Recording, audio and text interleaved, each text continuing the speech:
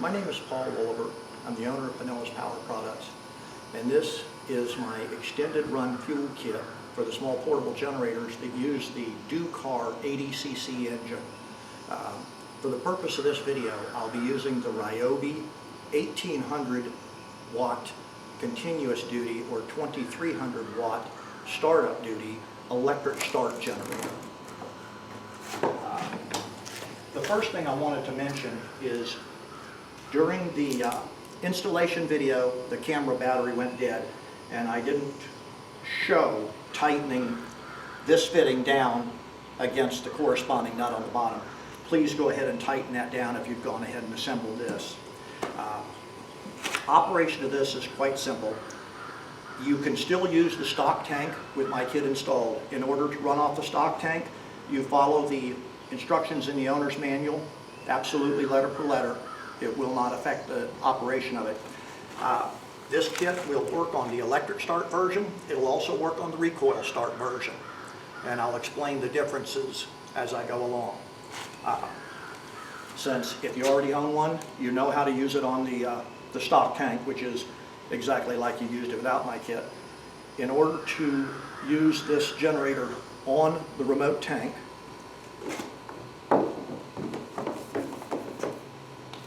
the remote kit is going to come with a hose with a prime bulb.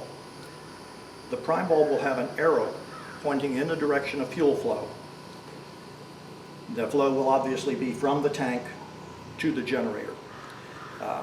The fitting that goes onto the generator will have an arrow pointing in the direction of fuel flow. The fitting that goes onto the tank will have an arrow pointing in the direction of fuel flow. So at any rate, you would go ahead and hook the hose to the fuel tank.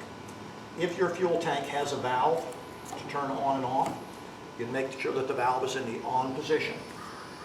If your tank has a fuel tank vent, you'd make sure that the vent is open. You would then connect the fuel hose to the fitting on the top of the generator.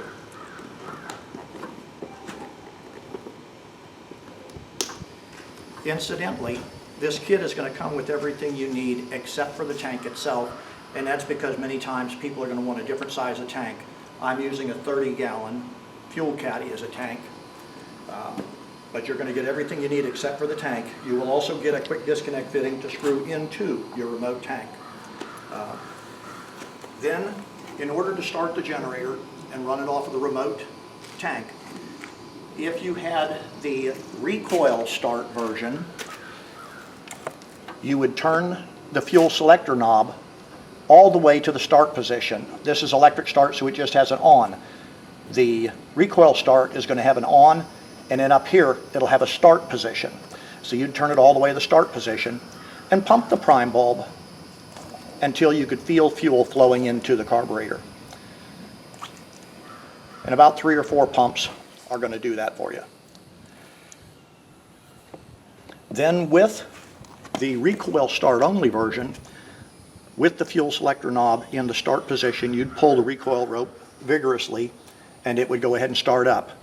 And then when it was running, as it warmed up, you would slowly turn the knob to between the 2 marks that you made during the installation process. And I would center it dead center between the 2 marks. And as I mentioned in the installation video, these 2 marks may be in a different position on your generator because it is a production line assembly and it was assembled by human beings. So these lines here are lines that you would have made at precisely the sweet spot of the generator. Now, being that this is an electric start version, the instructions would be to turn it to the on position and then back to the position between these 2 lines, and then you'd go ahead and press the button to start it.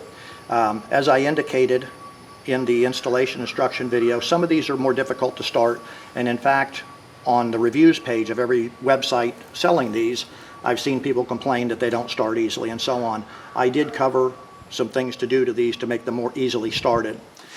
But at any rate, we'll go ahead and push the button.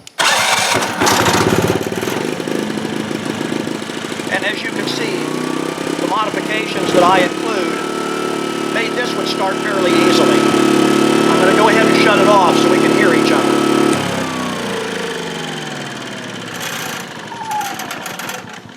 And that's basically it on this one.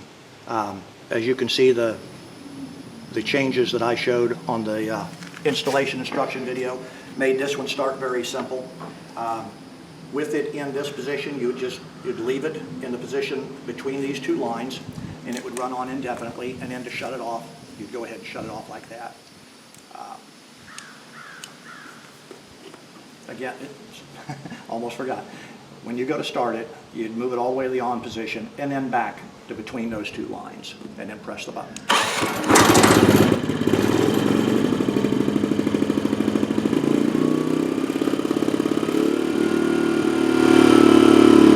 And then to shut it off, you simply shut it to the off position.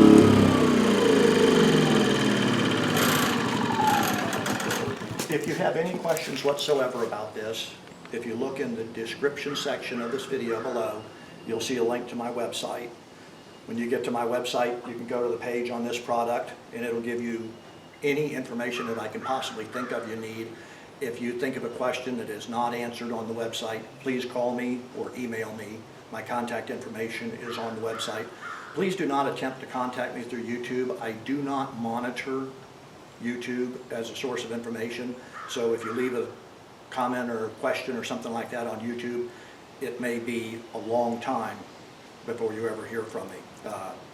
And if you want information, you probably want it within a few minutes, at which point, please contact me by my website. I thank you for listening.